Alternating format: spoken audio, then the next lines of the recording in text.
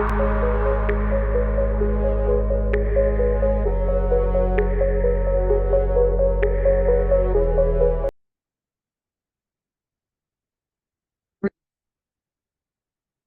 আসসালামু আলাইকুম গাইস। তো আজকে আমরা দেখবো আমাদের সিএসএস এর ফোর্থ পার্ট, কিভাবে সিএসএস কাজ করে এবং কত ধরনের সিএসএস আছে। ঠিক আছে, তো দেখো যে তিন ধরনের সিএসএস থাকে। একটা হলো এক্সটার্নাল সিএসএস, একটা হলো ইন্টারনাল সিএসএস, একটা হলো ইনলাইন সিএসএস।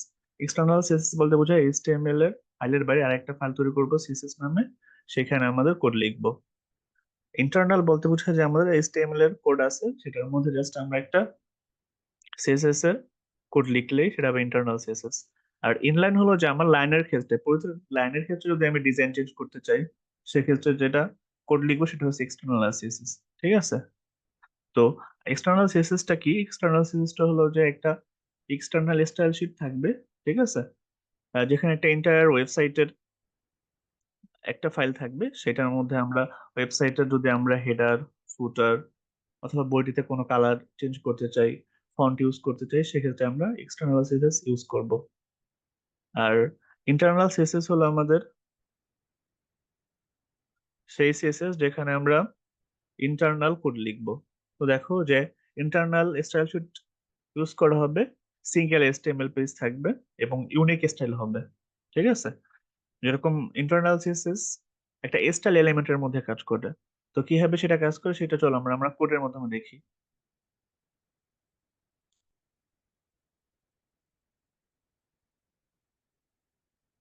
তো দেখো এখানে আমাদের আমার প্রথম যেটা আছে সেটা হচ্ছে আমার ইন্টারনাল সিএসএস। দেখো,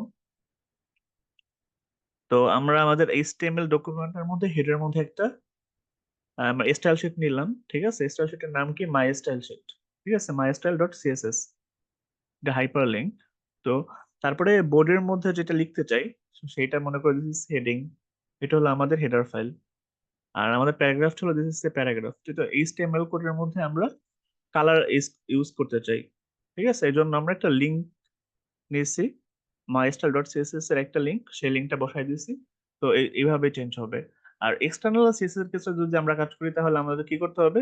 এইখানে যে হেডটা আছে, যে লিঙ্কটা আছে, যে স্টাইল শিটের লিঙ্কটা, এটাকে আমাদের ডিলিট করে দিতে হবে।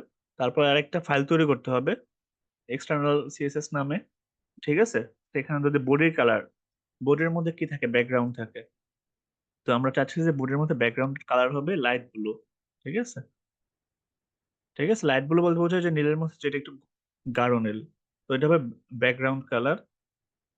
আর আমাদের হেডার ফাইল H1, মানে বড় টাইপের হেডার হবে যেটা, সেটা হবে নেভি কালারের। আর আমাদের যে মার্জিনটা হবে হেডারের, সেটা হচ্ছে 20 পিক্সেল।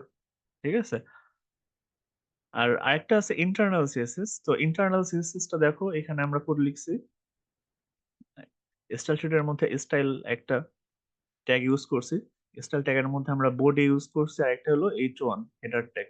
তো দেখো, H1 এর মধ্যে আমরা বোল্ড একটা নিয়েছি ব্যাকগ্রাউন্ড কালার নামে। ঠিক আছে, যে আমাদের ব্যাকগ্রাউন্ডটা কি হবে, ওই যে কোনো ছবির ব্যাকগ্রাউন্ড থাকে যেরকম, সেরকম আমাদের ওয়েবসাইটের ব্যাকগ্রাউন্ড থাকবে। তো সেখানে আমরা নিয়েছি কালারটা লিনেন।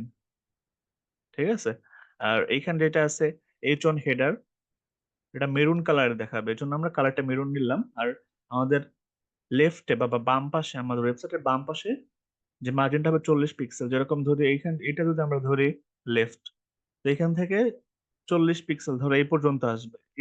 এই পর্যন্ত হলো, এখান থেকে এই পর্যন্ত 40 পিক্সেল। তো এরকম মার্জিনটা ধরা হয়। তারপরে আমরা স্টাইলটাকে ক্লোজ করে দিলাম, হেডটা ক্লোজ করে দিলাম, আর আমাদের বডি পার্ট আমরা লিখলাম।